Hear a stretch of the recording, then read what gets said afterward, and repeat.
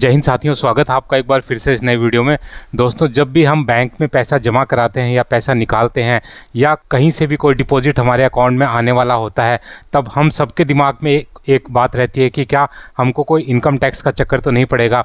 और मेरे पास भी जब से मैं बैंक में लगा हूँ काफ़ी फ़ोन आते हैं और उसमें ये पूछा जाता है कि हम इतना पैसा जमा करा रहे हैं हमारे खाते में, तो इसमें कोई इनकम टैक्स की दिक्कत तो नहीं आएगी, या इतना पैसा जमा कराने से कोई टीडीएस तो नहीं कटेगा। तो ये सारे सवाल हम सबके दिमाग में रहते हैं। तो दोस्तों, आज की इस वीडियो में हम उन्हीं सवालों के बारे में चर्चा करेंगे, साथ में कुछ और सवालों के बारे में चर्चा करेंगे, जिससे आपके सारे कन्फ्यूजन दूर हो जाएंगे कि कब आपके इनकम टैक्स का लफड़ा पड़ेगा या कब आपका टीडीएस कटेगा या नहीं कटेगा। तो जैसे कुछ एक सवाल हैं, जैसे बैंक खाते में हम कितना पैसा रख सकते हैं, बैंक खाते में कितना कैश जमा करा सकते हैं और कितना कैश निकाल सकते हैं, और यूपीआई से हम जो लेन देन करते हैं वो हमको कितना करना चाहिए ताकि हमारे पास कोई इनकम टैक्स का कोई चक्कर हमको ना पड़े। तो दोस्तों, इन सभी सवालों के जवाब और इसके अलावा कुछ एक सवालों के जवाब हम इस वीडियो के माध्यम से समझेंगे। दोस्तों, सैनिकों से जुड़ी सारी खबरों को जानने के लिए सब्सक्राइब का बटन दबाएं और बेल आइकन को प्रेस करके ऑल का बटन दबाएं ताकि सारी लेटेस्ट जानकारी आपको मिले सबसे पहले। तो चलिए शुरू करते हैं वीडियो। तो दोस्तों, सबसे पहले बात करते हैं कि हमको किस किस कंडीशन में इनकम टैक्स का नोटिस आ सकता है। मैक्सिमम लोग ये सोचते हैं कि इनकम टैक्स का नोटिस नॉर्मली नहीं आता है, लेकिन जिस किसी को भी आता है उसको काफ़ी दिक्कत का सामना करना पड़ता है। मैंने अपनी बैंक की सर्विस के दौरान देखा है कि जिन लोगों को इनकम टैक्स का नोटिस आता है उनको काफ़ी दिक्कत होती है और उनको किसी भी प्रकार से किसी रियायत नहीं दी जाती है। एक बार आपको इनकम टैक्स का नोटिस आ गया तो आपको उसका सेटिस्फाइड जवाब ज़रूर देना पड़ेगा। और ये इनकम टैक्स का नोटिस ऐसा नहीं है कि आपने फाइनेंशियल ईयर में कोई काम किया उसी में ये ख़त्म हो जाता है। ये आपको 8 साल तक आ सकता है। आपने जो भी काम आज फाइनेंशियल ईयर में कुछ किया है तो 8 साल तक आप पे नज़र रहती है इनकम टैक्स डिपार्टमेंट की, तो 8 साल तक वो कभी भी आपको नोटिस भेज सकते हैं। बात करें इसकी पेनल्टी की तो 60% से लेकर के 400% की पेनल्टी है, तो काफ़ी हैवी पेनल्टी है और इसको माफ़ नहीं किया जाता है। तो कुछ एक चीज़ें हैं जिनका हम ध्यान रखेंगे तो हमको इनकम टैक्स का नोटिस नहीं आएगा। दोस्तों, ये जो सारी चीज़ें मैं बता रहा हूँ ये इनकम टैक्स डिपार्टमेंट ने ही क्लैरिफाई कर रखी हैं और उन्होंने एक ट्यूटोरियल जारी कर रखा है ताकि आम जनता को इसका पता चले। उस ट्यूटोरियल का लिंक भी मैं डिस्क्रिप्शन में डाल दूँगा, आप उसको पढ़ सकते हैं। वैसे उसके सारे जो इम्पोर्टेंट पॉइंट्स हैं हम इस वीडियो में कवर करने वाले हैं। तो दोस्तों, अभी सबसे पहले हम देखते हैं कि कौन कौन सी ऐसी सूरत है जिसमें इनकम टैक्स का नोटिस आता है और हम उससे कैसे बच सकते हैं। दोस्तों, सबसे पहले बात करें कि बैंक खाते में कितना कैश हम जमा करा सकते हैं और कितना कैश निकाल सकते हैं। तो दोस्तों, एक फाइनेंशियल ईयर के अंदर अगर हम 10 लाख रुपए कैश डिपॉजिट करते हैं और 10 लाख निकालते हैं तो उस कंडीशन में इनकम टैक्स का नोटिस हमारे पास आ सकता है, इसमें पॉसिबिलिटी बढ़ जाती है। और अगर कोई हम सिंगल ट्रांजैक्शन करते हैं 2 लाख रुपए का तो उस कंडीशन में भी इनकम टैक्स का नोटिस आ सकता है। अभी क्या होता है, काफ़ी बार हम अपने दोस्तों से मदद लेते हैं या अपने रिलेटिव से मदद लेते हैं तो हम एक हैवी अमाउंट अपने जो बैंक अकाउंट में डलवा लेते हैं। तो उसमें आपको ध्यान रखना है कि वो 2 लाख अमाउंट नहीं होना चाहिए। अगर आपको 2 लाख लेने भी हैं तो सिंगल ट्रांजैक्शन में नहीं होने चाहिए। वो 1-1 लाख लेके या 50-50 हज़ार से आप अगर डलवाएंगे तो आप इनकम टैक्स के प्रीव्यू से आप बच के रहेंगे। और पूरे साल में अगर आप 10 लाख से ज़्यादा कैश डिपॉजिट कराते हैं अपने खाते में या फिर कैश विड्रॉल करवाते हैं अपने खाते से तो भी आपके पास इनकम टैक्स का नोटिस आ सकता है। दोस्तों, नोटिस आने का मतलब यह है कि आपके पास उसका सेटिस्फाई जवाब होना चाहिए। अगर आपके पास उसका सेटिस्फाई जवाब है तो आपको घबराने की कोई आवश्यकता नहीं है। दूसरा कि बैंक खाते में हम कितना पैसा रख सकते हैं। दोस्तों, इसमें किसी प्रकार की कोई लिमिट इसमें नहीं बताई गई है। आप जितना चाहे पैसा रख सकते हैं, लेकिन आपका जो भी पैसा है उसका आपका सोर्स आपको क्लियर होना चाहिए। जैसे कि हम सबकी सैलरी आती है या कि पेंशन आती है, उसकी हमारे पास पेंशन स्लिप रहती है या हमारी सैलरी स्लिप रहती है। इसके अलावा जैसे हम कोई लोन लेते हैं तो हमारे पास लोन का रिकॉर्ड रहता है। तो ये सब का सोर्स ऑफ फंड होना चाहिए। अदरवाइज़ आपके अकाउंट में कितना भी पैसा रहे उससे इनकम टैक्स को कोई प्रॉब्लम नहीं है और आपके पास कभी भी इसका कोई भी किसी प्रकार का नोटिस इसमें नहीं आएगा। दोस्तों, भी बात करते हैं क्रेडिट कार्ड की। काफ़ी लोग क्रेडिट कार्ड को यूज़ करते हैं और उसका पेमेंट भी करते हैं। तो अगर हम क्रेडिट कार्ड का पेमेंट मैक्सिमम तो ऑनलाइन ही करते हैं।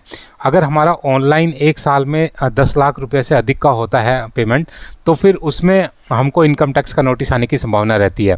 और बात करें कैश की तो बहुत सारे जो क्रेडिट कार्ड हैं वो कैश के थ्रू भी पेमेंट लेते हैं। जैसे बैंकों के क्रेडिट कार्ड है तो आप बैंक की ब्रांच में जाके भी कैश डिपॉजिट करा के उसका पेमेंट कर सकते हो। तो अगर आपने एक साल में 1 लाख कैश का डिपॉजिट किया है अपने क्रेडिट कार्ड का पेमेंट करने के लिए तो आपको इसमें नोटिस आ सकता है, क्योंकि क्रेडिट कार्ड का जो यूज़ है मेनली आपका पर्सनल यूज़ के लिए है। अगर आप उसमें बहुत ज़्यादा ट्रांजैक्शन कर रहे हो या इसका किसी दूसरे तरीके से यूज़ कर रहे हो, किसी बिजनेस पर्पज़ से यूज़ कर रहे हो, तो आपका जो अमाउंट है वो बढ़ जाता है और आप इनकम टैक्स के नोटिस में आप आ जाते हैं। दोस्तों अभी बात करें यूपीआई ट्रांजैक्शन की, तो अगर आप पर डे 10,000 से ज़्यादा का यूपीआई ट्रांजैक्शन रिसीव कर रहे हैं, मैं यहाँ पर पेमेंट की बात नहीं कर रहा, आप रिसीव कर रहे हैं, तो आपके पास करंट अकाउंट का होना आवश्यक है। अगर आप सेविंग के थ्रू कर रहे हैं तो आप हो सकता है कि आपके पास नोटिस आ जाए। और अगर आप एक साल में 5 लाख और उससे अधिक का रिसीव कर रहे हैं यूपीआई ट्रांजैक्शन से, तो आपका आईटीआर को फिल करना आवश्यक है। कुछ एक और सवाल है, उनको देख लेते हैं कि कितने बैंक खाते रख सकते हैं।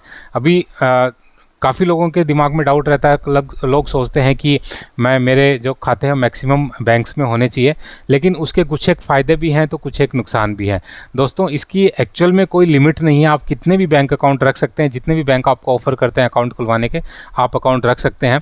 लेकिन कुछ एक ऐसी चीज़ें हैं जो कुछ एक इसके फ़ायदे हैं और कुछ एक इसके नुकसान हैं, जो आपको डिसाइड करने की आपको उसमें रखना है कि नहीं रखना। दोस्तों DICGC एक संस्था है और उसके अनुसार अगर कभी बैंक दिवालिया होता है तो आपको उसमें से कम 5 लाख रुपए का आपके पैसे आपको वापस मिल जाएंगे। आपने कुछ दिन पहले न्यूज़ में भी सुना होगा, जो हमारे फाइनेंस मिनिस्टर हैं उन्होंने ये स्टेटमेंट दिया था। तो दोस्तों अगर आपके पास सपोज़ कीजिए अगर 20 लाख रुपये हैं, अगर आप 5-5 लाख रुपए 4 बैंकों में रखते हैं, तो आपको उसका जो लिमिट है 5-5 लाख रुपए का रिटर्न का एक वो रहता है। लेकिन अभी हाल ही के टाइम में ऐसा कोई सूरत नहीं बनती है कि हमारे जो बैंक हैं वो दिवालिया हो जाए। हमारे जो बैंक है काफ़ी स्ट्रॉन्ग पोजीशन में है, तो ऐसा फ़िलहाल कोई नहीं बनता है। बाकी कई बार जैसे न्यूज़ आती है, पीछे आपने देखा होगा कि येस बैंक की न्यूज़ आई थी, तो उस कंडीशन में आपके पास अगर ज़्यादा अमाउंट है तो आप 3-4 बैंक अकाउंट में रख सकते हैं। दूसरा, अगर आप ज़्यादा खाते रखते हैं तो आपके पास परचेज के ऑप्शन ज़्यादा रहते हैं। जैसे आपको सपोज़ कीजिए 4 व्हीलर लोन लेना है, तो आप सभी जितने भी आपके बैंक्स में अकाउंट आप जाके इंटरेस्ट रेट चेक कर सकते हैं और प्रोसेसिंग फ़ीस वगैरह चेक कर सकते हैं, क्योंकि बहुत सारे जो बैंक्स हैं वो ऑफ़र देते हैं लोन के ऊपर, तो जहां आपको सूटेबल हो आप वहां ले सकते हैं। इसी प्रकार से आप जैसे एफडी करवा रहे हैं, तो एफडी की इंटरेस्ट रेट आपको जिस बैंक में अच्छी लगेगी या जिस बैंक में ज़्यादा होगी आप उसी में करवा सकते हैं। तो ये कुछ एक फ़ायदे थे ज़्यादा खाते रखने के। कुछ एक नुकसान भी हैं, जैसे कि खातों में मंथली एवरेज बैलेंस मेंटेन करना पड़ता है। आजकल तो सभी जैसे कुछ एक जीरो बैलेंस अकाउंट भी चल रहे हैं, तो जिसमें मंथली एवरेज बैलेंस आपको मेंटेन करना पड़ता है, वहाँ पर अगर आप ज़्यादा खाते रखेंगे तो आपको ज़्यादा मेंटेन करना पड़ेगा। इसके अलावा जैसे जो बैंक जो आपको सर्विस देता है, जैसे एटीएम देता है, चेकबुक देता है, और जो मेंटेनेंस चार्ज जो बैंक के हैं वो सब उनके चार्जेस बैंक आपसे लेता है। तो आपके जितने ज़्यादा खाते होंगे उतने ही चार्जेस आपको देने पड़ेंगे। तो इसलिए बहुत ज़्यादा खाते भी नहीं होने चाहिए। एटलीस्ट आपके 2 या 3 खाते हैं तो मेरे ख्याल से सफिशिएंट है आपको आगे जो भी आपकी जो फाइनेंशियल नीड है उनको पूरा करने के लिए। काफ़ी लोग सवाल पूछते हैं कि हम कितना पैसा निकालेंगे तो टीडीएस कटेगा, कितना पैसा निकालेंगे तो टीडीएस नहीं कटेगा। तो दोस्तों इसको 2 भागों में बांटा गया है। एक वो लोग जो आईटीआर को फिल करते हैं और एक वो लोग जो आईटीआर को फिल नहीं करते हैं। दोस्तों अगर आप कैश विड्रॉल करते हैं अपनी ब्रांच से और अगर आप आईटीआर आपने फिल नहीं की है, तो आपको 20 लाख से लेकर के 1 करोड़ तक का जो आपका जो अमाउंट है आपने कैश विड्रॉल किया है, उस पे बैंक आपका 2% का टीडीएस आपका काट लेगा। 20 लाख तक आपका नहीं काटेगा, लेकिन सपोज़ कीजिए आपने 30 लाख एक साल में आपने अगर विड्रॉल कर लिया है, तो जो ऊपर का जो 10 लाख है उसका जो 2% है, यानी कि 20,000 रुपये आपके जो काट लेगा बैंक। और अगर आप 1 करोड़ से ऊपर का जो कैश विड्रॉल करते हैं तब आपका 5% का जो टीडीएस है वो काट लेगा। तो हालांकि नॉर्मल जो लोग होते हैं इनका नहीं होता है, लेकिन फिर भी जैसे आप अगर कोई डील करते हैं या कोई घर लेते हैं या कोई प्लॉट लेते हैं और आपको पेमेंट कैश में करनी पड़ती है, तो उस कंडीशन में आपको इन सब चीज़ों का ध्यान रखना है। अभी बात करते हैं जो लोग जो आईटीआर भरते हैं। तो जो लोग आईटीआर भरते हैं उनको 20 लाख से लेकर के 1 करोड़ तक किसी प्रकार का कोई टीडीएस नहीं देना पड़ता, और 1 करोड़ से ऊपर उनको 2% का टीडीएस उसको देना पड़ता है। तो ये थी कि आपका कितने कैश विड्रॉल के ऊपर कितना टीडीएस कटेगा। दोस्तों भी बात करते हैं जीएसटी रजिस्ट्रेशन की। तो जो लोग भी छोटा मोटा बिजनेस करते हैं और जिनका जो एनुअल टर्नओवर जो फाइनेंशियल टर्नओवर है वो 40 लाख से ऊपर का है, टर्नओवर से मतलब है कि लेन देन पूरा मिला के, तो उनको जो जीएसटी रजिस्ट्रेशन करवाना कंपलसरी है। तो दोस्तों ये थी सारी जानकारी। उम्मीद है कि वीडियो आपको पसंद आया होगा। अगर इससे संबंधित आपका कोई डाउट होता है तो कमेंट करके पूछें, मैं कोशिश करूँगा उसका जवाब देने की। वीडियो में बने रहने के लिए आप सभी का धन्यवाद। जय हिंद।